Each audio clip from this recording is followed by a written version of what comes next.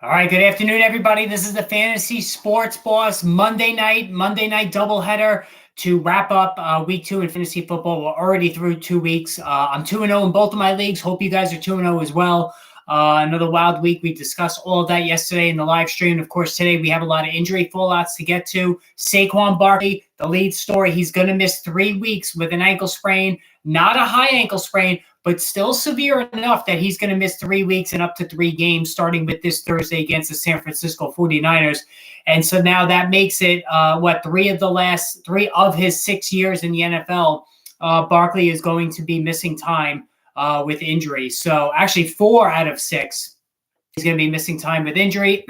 And, par for the course when it comes to Barkley. I mean, this has been the thing that has dogged him throughout his career. I think robbed him of half a step. Even though he was good yesterday, he just doesn't have that explosiveness that he once had earlier on in his career. And again, we're already seeing prime running backs going down. Austin Eckler wound up missing week 2. Barkley now is going to miss games going forward. So once again, the whole Jonathan Taylor fiasco.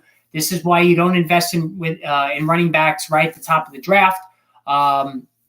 Because of that high injury factor and everything that goes along with it. Wow. All right. So would you trade Kyren Williams? I mean, you know what? Like I said yesterday, guys, I'm not impressed with him as an athlete. He's just not a fast runner. That's why he was a 5th round. I believe he was a 5th round draft pick. But he can catch the football. He's going to get goal line work, and he's really going to get the lion's share of touches. So I think, he's a hold, but if you get blown away, if somebody really wants him, then I would think about making a deal for him. All right. James Cook and Rashad White as my running backs look like Cook. Cook has a clear ceiling unless he breaks one. Do you think White's a good start against the Eagles? No, I don't think White's a good start against the Eagles. Algier is a handcuff. And as far as James Cook, he has vast ceiling with a cap, though, because he's not getting goal line work. That's the problem. So, all right. Anyway, guys, like I always say before the stream, actually during the beginning stages of the stream, if you're new to the stream, hit the subscribe button. Really growing exponentially since the season started, and I appreciate that. So make sure you do that. Tonight, have the Saints, I believe it was giving 3.5 or 3 rather to the Panthers. Didn't do good with the picks yesterday, only 1-3. Really, some of those results yesterday were just ridiculous. But I'm pretty confident that the Saints are going to cover that number tonight. I need Najee to do it tonight. Have the highest amount of points this week. You know what, Rain? I'm not a Najee Harris fan, so I'm not feeling optimistic about that. Yes, Matt Breida is now the number 1. So getting back to Saquon Barkley, yes, he is the number 1. With maybe Gray, the rookie out of Oklahoma, who can catch the football, also being involved. But I'm not signing Matt Gray. I'm just not doing it. Matt Breida, excuse me.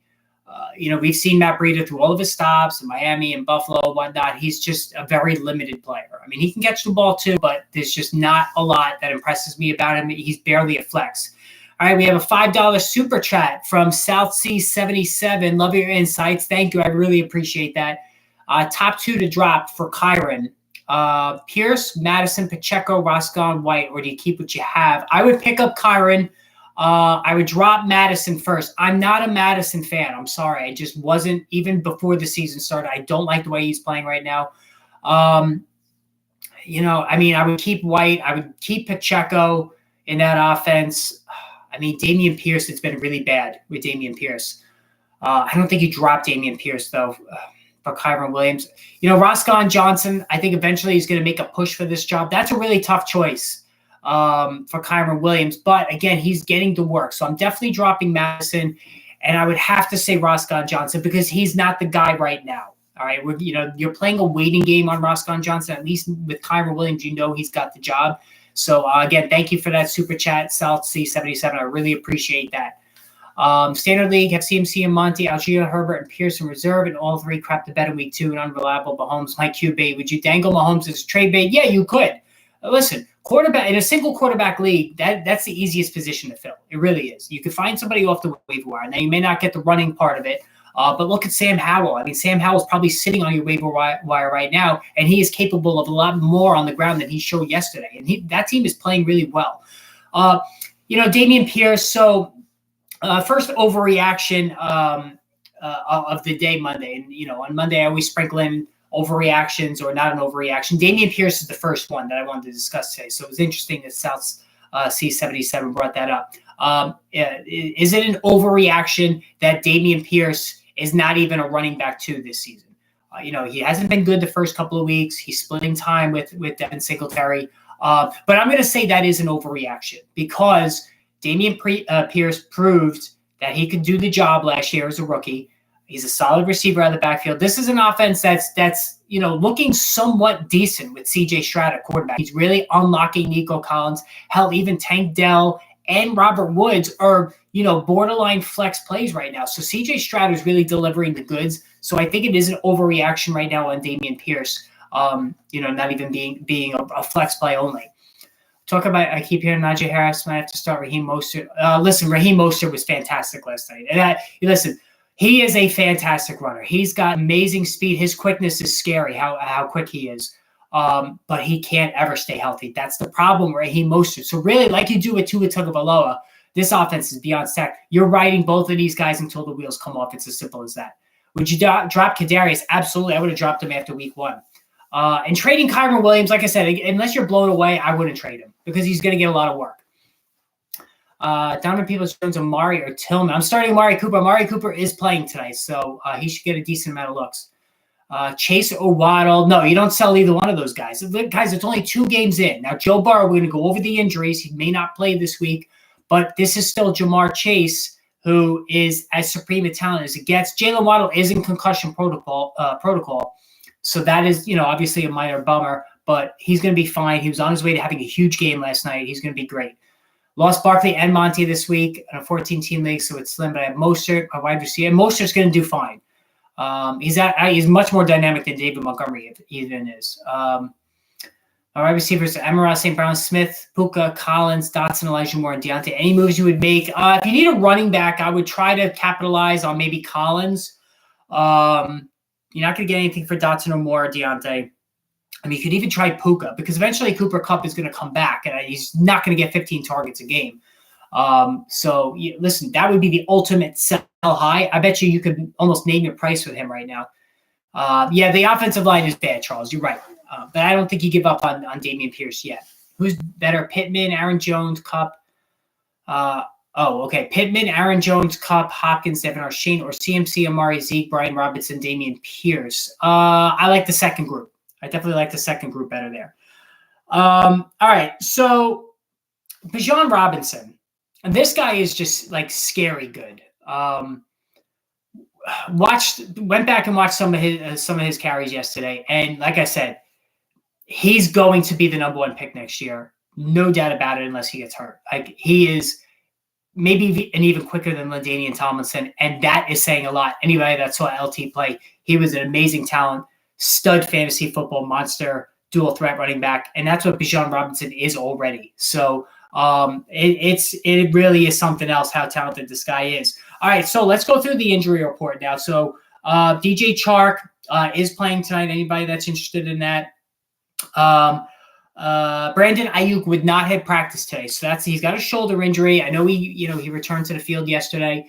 Short week against the Giants. I think he's going to be okay, but it was kind of a dud outing altogether for Brandon Ayuk yesterday. So we already talked about Saquon Barkley. All right, Buda Baker. That's not anything that we need to worry about. All right, so Deontay Johnson placed on IR, so he's going to miss 4 games. And this was what we were hearing initially when it came to Deontay Johnson. He's got a bad hamstring strain, so it's going to be a while till he comes back. And listen, the Pittsburgh Steelers really need to get their act together tonight. I mean, it was beyond ugly what happened week 1. Now, granted, it was against a Super Bowl caliber 49ers team, so I can give them a little bit of leeway on that, but we need to start showing signs tonight. We got to see some progress against a divisional opponent. Allen Robinson, all of a sudden, is maybe a person of interest again in deeper leagues. He played fairly well last week for the Steelers, and we know Deontay Johnson, he's going to have to step up. Obviously, George Pickens as well. Pat Frymuth is banged up. He's in there tonight. So we'll have to see what happens there. All right, so Garrett Wilson, no issues with him. We've talked at length about Garrett Wilson, how just tremendous a player he is, how he's just being completely underutilized now with the Jets. Having Zach Wilson there is just not helping him at all. All right, so Jalen Waddle. Okay, so Jalen Waddle is in a concussion protocol. All right, Devontae Adams is not. All right, so there was some big name receivers that got banged up. Like always with these concussion protocols, it's probably a 50-50 proposition whether Jalen Waddle comes back for week 3. He was on his way to a really big game. This Miami Dolphins offense is scary. I mean, it really is. You have 2 game-breaking wide receiver 1 talents. You have Raheem Mostert, who's just a tremendous athlete at super speed, nuclear speed, whatever you want to call it. There's weapons all over the place. And Tua Tagovailoa, as accurate as it gets in the NFL in terms of being a passer. So, this offense is legit. And when it comes to Waddle, it's going to be a 50-50 deal, like anytime a guy goes into these concussion protocols. All right, so Calvin Ridley had a rough game. And so an overreaction for Overreaction Monday, I started thinking about Calvin Ridley. Is it an overreaction that Calvin Ridley is going to fluctuate week to week based on the depth of the Jaguars offense? In other words, is he not going to be that consistent wide receiver 1 guy, week in and week out? And to me, that's an overreaction. All right. I think Calvin Ridley could have had 2 touchdowns yesterday. All right. If he would even had 1, that would have changed the entire complexion of his outing. Christian Kirk was fantastic, but Zay Jones went out early injured. And that's why, moving up a notch, moving up a peg in the target hierarchy for Trevor Lawrence, that enabled Christian Kirk to have a huge game. It wasn't that Ridley was being ignored or that he was taking a secondary role. He was being targeted. He just wasn't able to come down with 2 red zone grabs, and that hurt his outing. But I don't think it's an overreaction. I think he's going to be just fine, and he's going to be the guy we all expected. Rate this team: Mahomes, Debo, Amari, Kadarius. You're weak at wideout. I can see that already. I'm not a fan of Debo or Kadarius. CMC, Brian Robinson, Kyron Williams. Your backs are really good. Dameon Pierce. You might want to trade him. DPJ, Brandon Cooks. I mean, DPJ doesn't really have any value, and now that they have Elijah Moore there. I would try to trade. You could try to sell high on Kyron Williams. Dameon Pierce, see if you can get anything for him, although his things are starting to dim a little bit with him. All right, that was the other one, Anthony Richardson. So Anthony Richardson in concussion protocol as well. I said last night, I don't think the Colts are going to put him out there week 3 because they're going to baby him. He is their franchise quarterback. We don't want a situation like last year with Tua Tagovailoa where he wound up getting 2 concussions in the span of like 3 games. So that's the last thing that the Colts want to do. But Richardson's been fantastic. This is a really well-coached team. All right, so this was the perfect landing spot for Anthony Richardson because he's with a really well-coached team that knows what they're doing, that knows how to create an offense that puts him in a good position to succeed, and we're seeing that so far with Anthony Richardson. But I don't think he's going to play week 3. And then you have Joe Burrow, who's got who re-injured his calf. Now, anybody who's had a calf injury knows that this is a really painful injury. So I've been a runner for over 20 years. I've had my fair share of calf injuries. Now, I'm not Joe Burrow. I'm not a world-class athlete. But what I can tell you is when you pull a calf or strain it or whatever, however you want to classify it, it is one of those injuries that is stubborn. Right? It takes usually more than a month to recover. And it was just about a month ago where he injured the calf originally, or maybe a little bit longer than that. But clearly it's not better.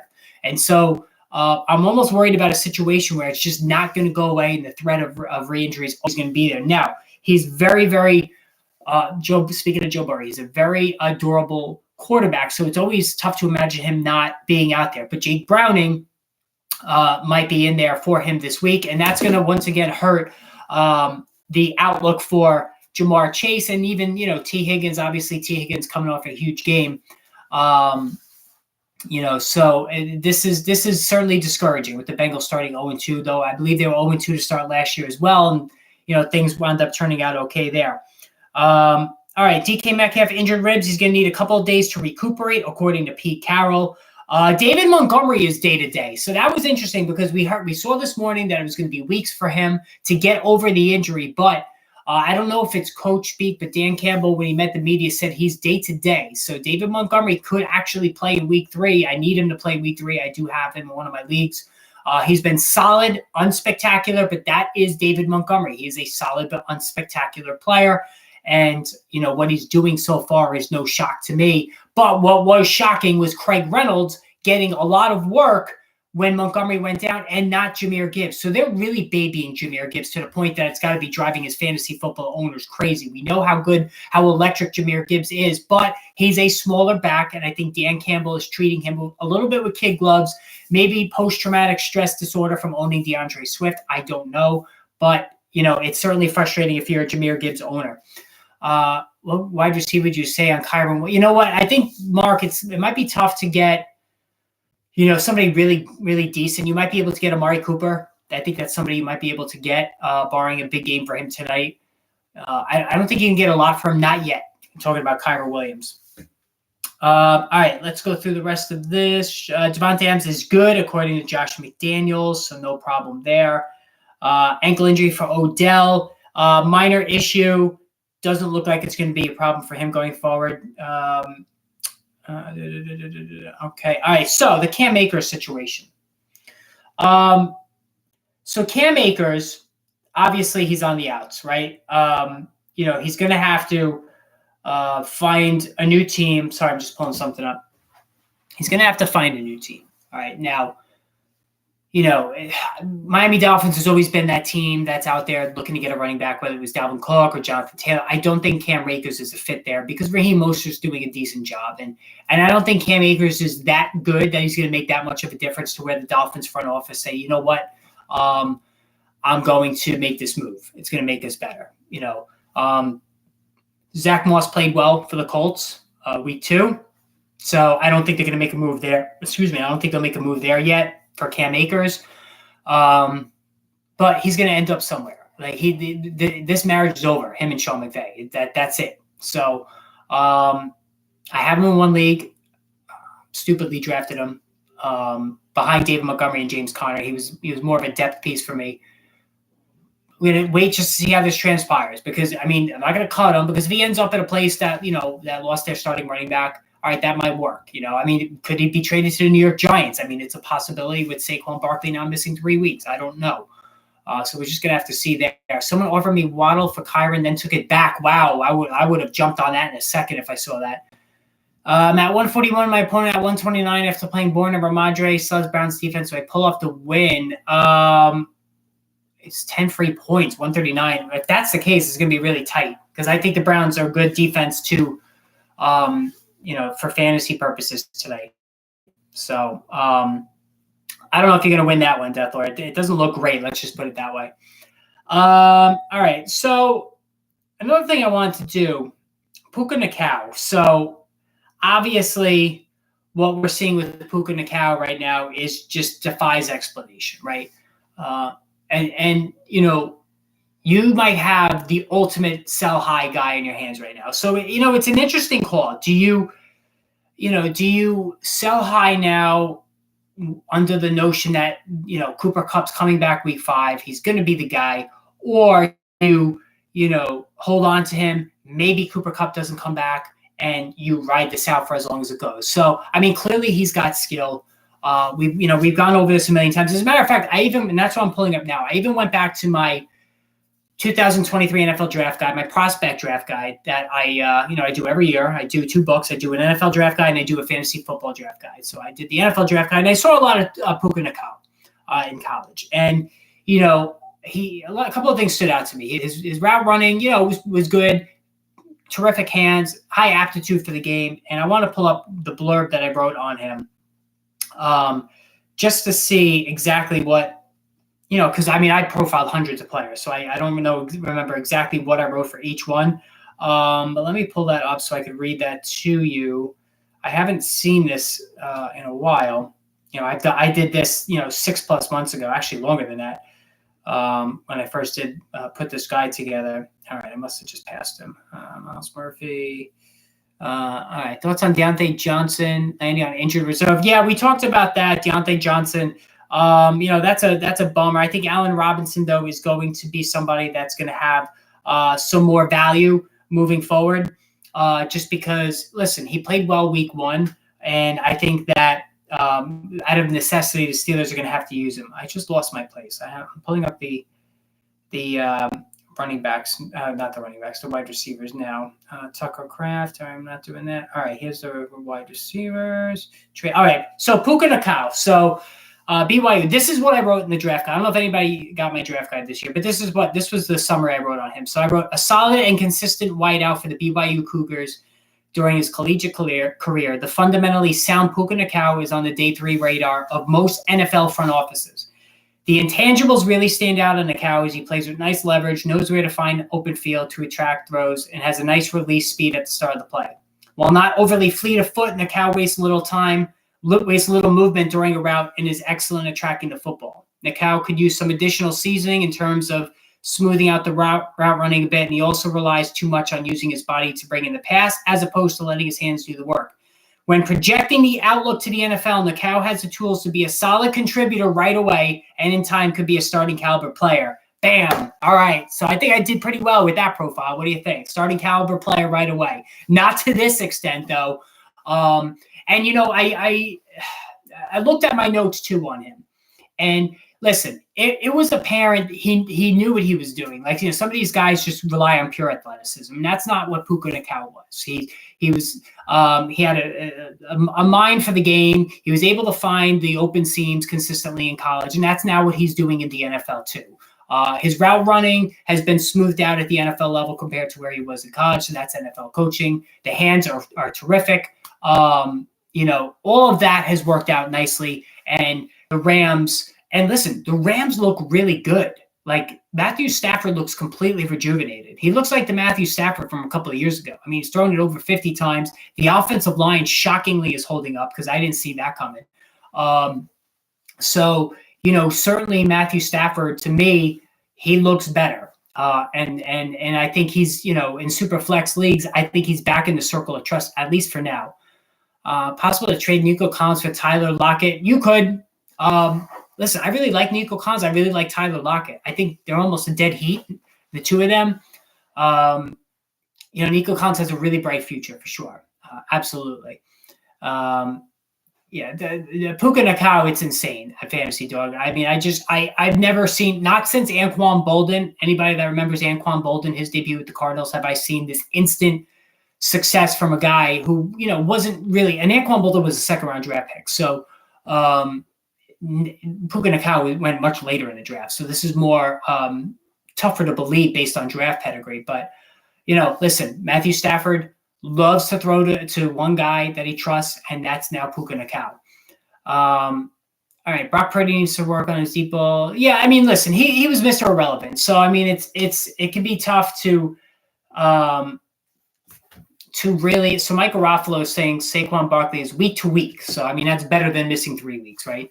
But as far as Brock Purdy, I mean, listen, we can't be too hard on the guy. He was Mr. Irrelevant. He has won every single one of his NFL starts. We can't count the Eagles game because he got hurt. All right. You know, he's won every regular season start, right? So some guys just know how to win games. Alex Smith made a career of doing that. Jimmy Garoppolo has made a career of winning games, right? But maybe not the most eye-opening numbers. And that's where Brock Purdy is right now. What do you think about the Cardinals' performance? I think Dobbs did pretty okay. Yeah, you know, for a guy that just came off the street, Irwin, and that's basically what that was. He was okay. You know, he was more than okay in the first half, and then he turned back to Josh Dobbs, journeyman quarterback, in the second. But I tell you what, Zach Ertz looks tremendous. And Zach Ertz, you know, one of the best route runners at tight end that I've seen in a very long time. He knows how to get open and consistently targeted, even in a really bad offense in Arizona. And, you know, I'm curious about him. Does he get traded around the trade deadline? You know, the NFL trade deadline has become now a thing the last couple of years. So can Zach Ertz get traded? I think it's possible. So we got to keep an eye on that. I certainly would pick him up in a deeper league. Even if you're hurting at tight end, I think Zach Ertz can still help you. Says dreaded high ankle sprain. That's Death Lord. It's not a high ankle sprain, so it's just a generic regular ankle sprain. But they're saying week to week. One report, another report says it's 3 weeks, so we'll just have to see. But either way, he's not playing this Thursday. Did you hear about Russell Wilson, the wristband? Coach Payne says he will wear one. Yeah, you know what? Sean Payne's got to stop worrying about other coaches, like criticizing Nathaniel Hackett, and just worry about his own team, because his own team really just sucks. It's really hard to get excited about anybody on this Denver team. Even Jerry Jeudy wasn't great in his debut. Javonte Williams, he's getting the targets, he's getting the touches, but hasn't been very impressive. Samaje Perine did nothing yesterday. I mean, Cortland Sutton, they forced it to him around the end zone. I've never been a fan of his, so I don't know. Would you trade Collins for Gibbs? I mean, if you're set enough at wideout, I would do that, because Jahmyr Gibbs by the second half of the season, I think, is going to be he might have that Breece Hall. Breece Hall the first couple of weeks didn't do much of anything for the Jets, and then he really took off weeks 3, 4, and 5. I think Jahmyr Gibbs is going to follow that same path. And man, how bad was Breece Hall, right? I mean, not even that he was bad. It's just he got no points because the Jets fell so far behind. And this is the problem now. So Zach Wilson is going to drag down Breece Hall. He's going to drag down Garrett Wilson. He's going to drag down Allen Lazard, Tyler Conklin, Dalvin Cook, who looks completely shot the first 2 weeks of the season. He had a fumble yesterday. Sometimes it just comes real quick for veteran backs. And so far, that's the way it looks like with Dalvin Cook. I ended up picking Zach. Would you trade Zach? Zach Ertz. Yes. Okay. Wilson is a prima donna to the max. Yeah. Wilson. Listen, Russell Wilson is just not a guy that people like. I mean, there's just certain guys. Alex Rodriguez in baseball, perfect example. AJ Pierzynski. That is Russell Wilson in football. People just don't like him. Micah Parsons is going to win out Defensive Player of the Year. Yeah, absolutely. I mean, Micah Parsons, and the Giants could have had him. Micah Parsons is as good of a defensive player that I've seen in a really long time. Now, I mean, I was a young kid when Lawrence Taylor was around. He still is the best. There's nobody that's anywhere near the hemisphere of Lawrence Taylor. But Micah Parsons is really putting together a monstrous beginning portion of his career. At this point, would you start Puka at Cincy versus Keenan Allen? And that's amazing that we're even having that discussion, right? I would start Keenan Allen. Minnesota, their defense isn't great. Now, I know they're more susceptible on the ground, but Keenan Allen's coming off a monster game himself. The Cincy game may not get, especially if Joe Burrow doesn't play, there may not be as many passes thrown, whereas I think Kirk Cousins and Justin Herbert can engage in a shootout. So that's how I would do that one, Erwin. 49ers defense for Cowboys defense. Yeah, I mean, I don't think you're going to get Cowboys defense now at this juncture, the way they're playing, so far. But anyway, so yeah, the injuries, Saquon Barkley, obviously that's a big one. Jalen Waddle, Anthony Richardson, those are the big ones. But, and so this doubleheader tonight, I think they're doing this next week too. I kind of like it. There's a little overlap between the two of them. I couldn't stand when they did the back-to-back Monday night openers, where they had the one game that started at like 10 o'clock. Nobody was able to watch it. It was always like the Raiders and the Chargers and stuff. And people have to go to work the next day. So nobody was ever really watching that game. And thank you, Fantasy Doug. I appreciate that. I'm lucky to have all of you guys too. And thank you, Erwin. The doubleheader Monday night, I wasn't a fan of that. It's just not, it didn't work. So I think this method of having the two games, kind of overlapping rather, by probably a half, I think it's not a bad idea. You worried about Fields? Yes, Tim J. Absolutely. Listen, I don't know if you followed me during the summer. I was throwing a lot of cold water on Justin Fields. I had him behind Herbert, behind Lawrence. He's just not a good passer. That's it. He's not a good passer. And when things are breaking down, when the running aspect of Justin Fields is stymied, then the whole outlook on him changes for the worse. He's turning the ball over like terribly, right? I mean, he's fumbling, he's throwing pick sixes, he's throwing interceptions all over the place. He's very careless with the ball. All right. So Amari Cooper is going to be active tonight. So just to let you guys know, that just came across. So Amari Cooper is active tonight. So Justin Fields, I'm not a fan of him. Listen, the fantasy playoffs last year, didn't do much of anything because they weren't allowing him to run because he was so beat up at that point. And that's the thing. That's a concern I have with Anthony Richardson too. He's running a lot. He's getting hurt. He's been hurt twice now. First 2 games of the season, he's been injured. So, that's the risk you run when it comes to these guys. Big games from Najee Harris and George Pickens calling it. Browns already said they're taking Calvin Austin. Hey, listen, the first big game from Najee Harris will be his first. Way too much exposure. Yeah, I mean, listen. Or when they got their rhythm back, but it was against a really bad team. So, getting back to the Jets, and I spoke about this during the summer, and I remember saying this to all you guys when it came to Garrett Wilson and Tua Tagovailoa, same thing with Miami. Drafting one of those top wide receivers at the end of round 1. So remember, guys, at the end of round 1, we were talking about Amon-Ra St. Brown, and the beginning of round 2, CeeDee Lamb, A.J. Brown, Jalen Waddle, Garrett Wilson, all of those guys, right? Stephon Diggs right before them. So what I had said to you was the way you break those guys up in terms of who you're going to draft is by the durability of their quarterback. So Stephon Diggs, always a great investment because his quarterback never misses games, right? Whereas I was very concerned about Garrett Wilson because Aaron Rodgers at 40 years old behind a really bad Jets offensive line I thought was going to be trouble. And it took, 4 plays for it to happen. The Miami Dolphins spending a mid-first on Tyreek Hill or a second on Jalen Waddle still remains very risky because Tua Tagovailoa can't stay healthy.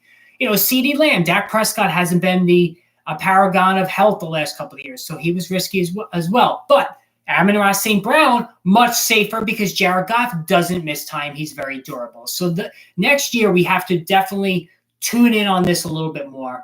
I know I talked about it in the summer, but I really think we need to be careful about which wide receivers we're drafting attached to fragile quarterbacks or quarterbacks who have really bad offensive lines in front of them.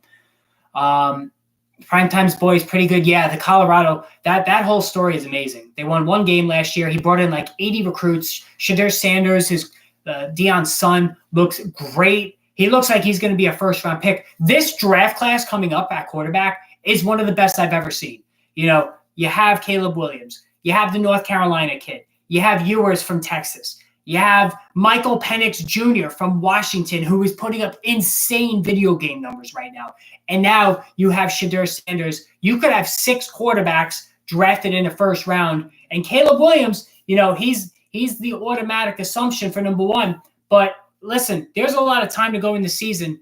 I think any of these guys, Michael Penix too, we got to watch him because his numbers are just a joke right now.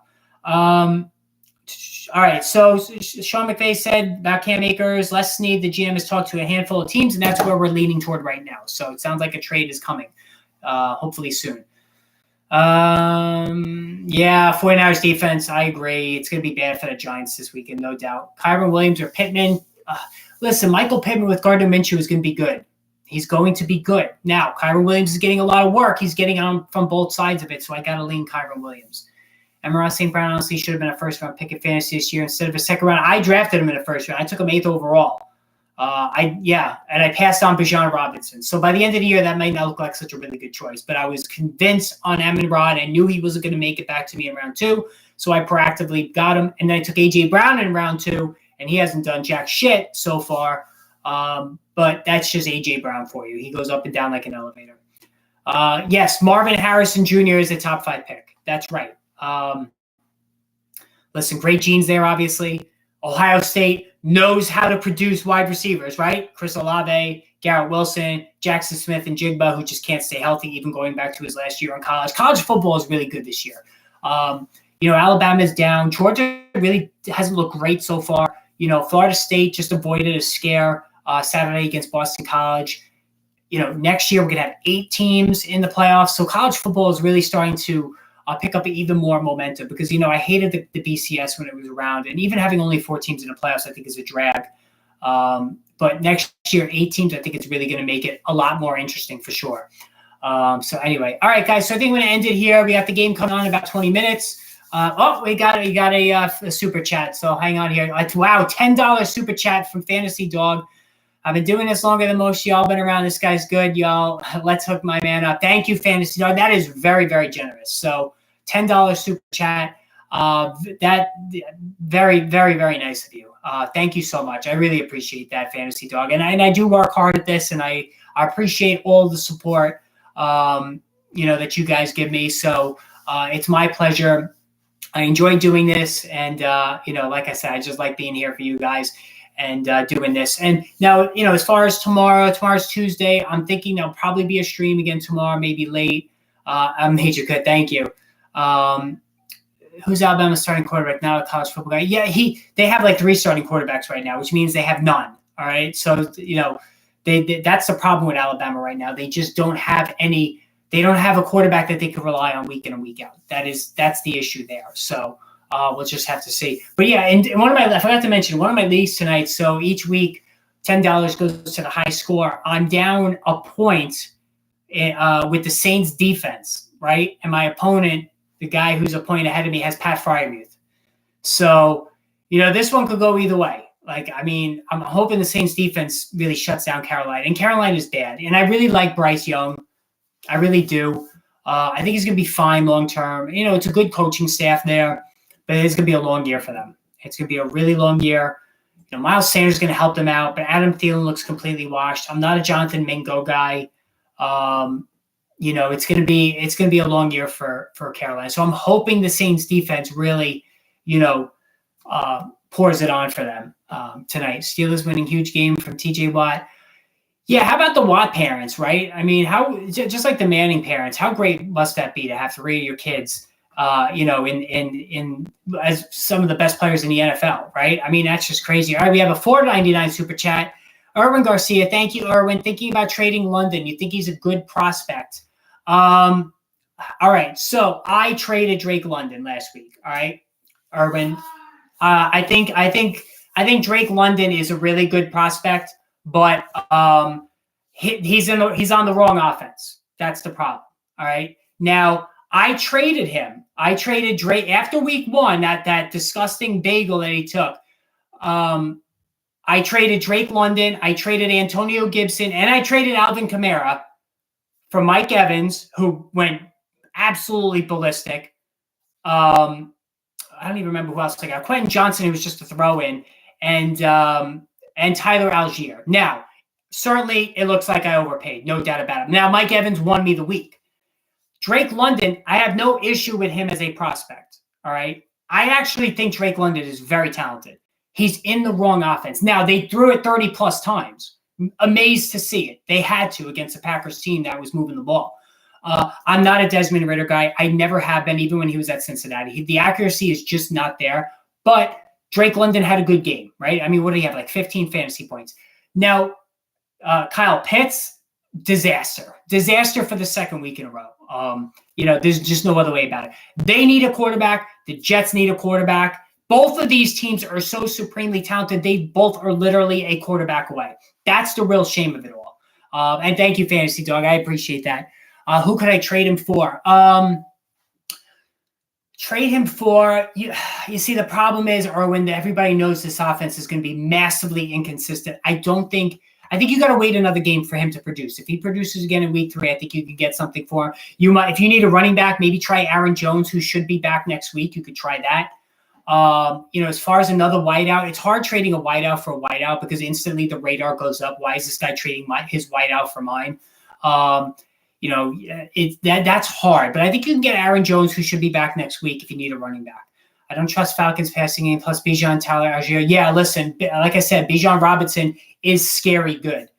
And thank you, Aaron. I appreciate that. Cordell, healthy scratch. Yeah, Cordell Patterson. I think he might get traded too by the deadline. Kyle Pitts sucks in fantasy. Yeah, man, it's bad.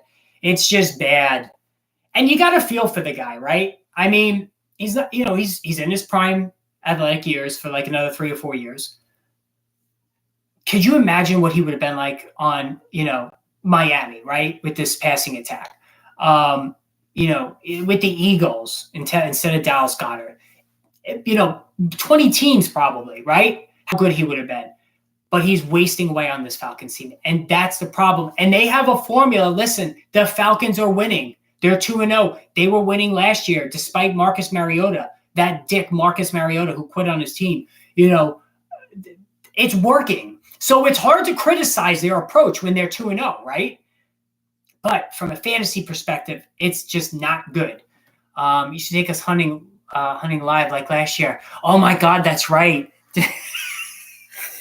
Oh my God, that's right, Erwin. I forgot. Oh, that was the Zach Wilson thing, wasn't it? That's right. Oh my God.